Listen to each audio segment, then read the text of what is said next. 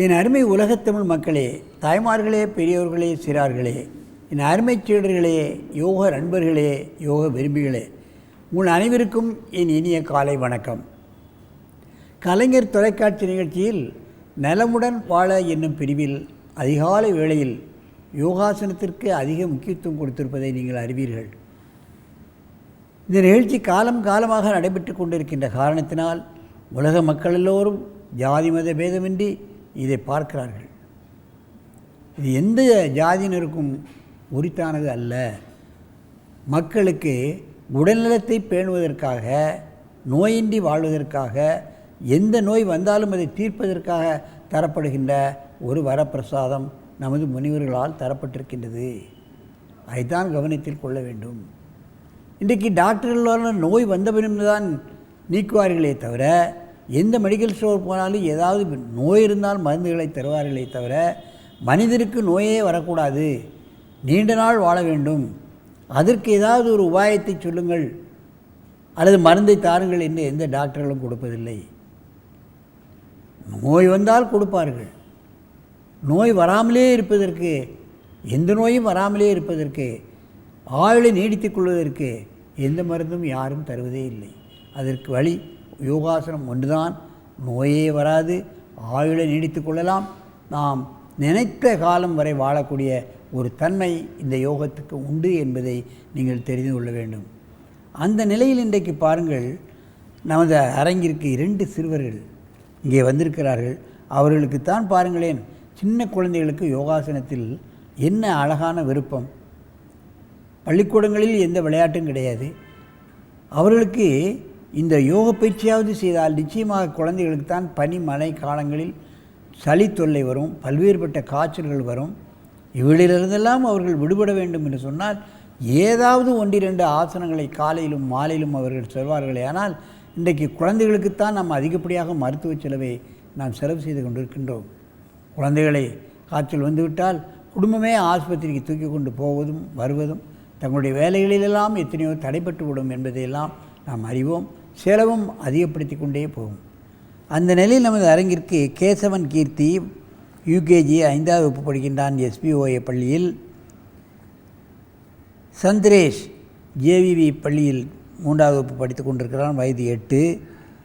ஆகவே இவர்கள் இருவரும் நவாசனத்தை செய்ய போகிறார்கள், போட் தோணி ஆசனத்தை செய்ய போகிறார்கள்.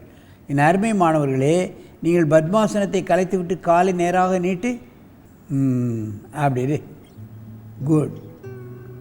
நவாசனம், தோணி ஆசனம் என்று சொல்லலாம். ஒரு 20 எண்ணிக்கை. டைஜிக் சிஸ்டத்தை சரியாக இயங்க வைக்கக்கூடிய ஆசனம். மாணவர்களுக்கு பார்ப்பீர்களால் பெரும்பாலும் எப்பொழுது பார்த்தாலும் இந்த வயிற்றில் வலி ஏற்படும். வயிற்று வலி என்று அநேக நாள் பள்ளிக்கூடம் போக மாட்டார்கள். அந்த மாதிரியான சந்தர்ப்பம்லாம் இந்த ஆசனம் செய்யும் மாணவர்களுக்கு நிச்சயமாக வராது. அன்னமய கோஷம் என்று சொல்வார்கள். டைஜிக் சிஸ்டத்தை அதை சரியாக இயங்க வைக்கக்கூடிய ஆசனம். மெதுவாக இந்த ஆசனத்தை கலையுங்கள், கீழே இறக்குங்கள், கீழே இறக்குங்கள். நன்றாக 2 மூச்சு இழுத்து கொள்ளுங்கள். அப்படியே இப்பொழுது ஒருவருக்கொருவர் நேராக பார்க்கணும். அப்படியே திரும்ப, இங்கே திரும்ப, அனுபவம் நல்ல திருமணம். 2 காலையும் சேர்த்து வச்சுக்கோ. மீண்டும் ஒரு முறை செய்யுங்கள். கால் தூக்கி பிடி, கைட்டு பிடி. நவாசனம், தோணி ஆசனம். இவர்கள் பார்ப்பதற்குத்தான் எளிமையாக இருக்கும். கொஞ்சம் 16 வயசு 20 வயசு ஆட்களுக்கு மேலே போனாலே காலை எட்டியே பிடிக்க முடியாது, இப்படி நிற்கவும் முடியாது. அவர்கள் என்ன செய்ய வேண்டும்? முதுகுக்கு பின்னால் ஒரு தலையணையை வைத்து கொண்டு இதை செய்ய வேண்டும். அல்லது யாராவது முதுகு பக்கம் நின்று கொண்டு உதவி செய்யலாம். அல்லது சோர் ஓரமாக இருந்து கூட இந்த ஆசனத்தை ஆரம்ப கட்டத்தில் பழகலாம். அதுக்கு பின்னால் சோரை விட்டு நாம் தனியாக வந்து விடலாம். அவை ஆரம்ப கட்டத்தில் தனியாக நிற்பது கடினம்.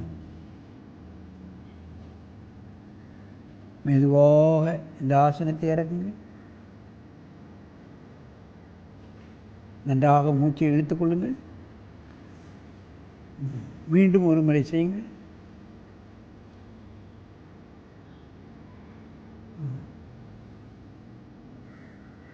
காலையிலும் மாலையிலும் ஒரு 20 எண்ணிக்கை ஒரு 5 முறை மாணவர்கள் செய்வார்களேனால் மாணவர்களுக்கு டைஜஸ்ட் சிஸ்டத்தில் ஏற்படக்கூடிய பிரச்சனை வராது.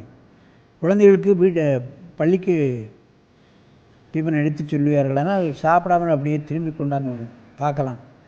அந்த மாதிரி ஒரு நிலையெல்லாம் ஏற்படாது. பசியே இல்லை என்று சொல்வார்கள்.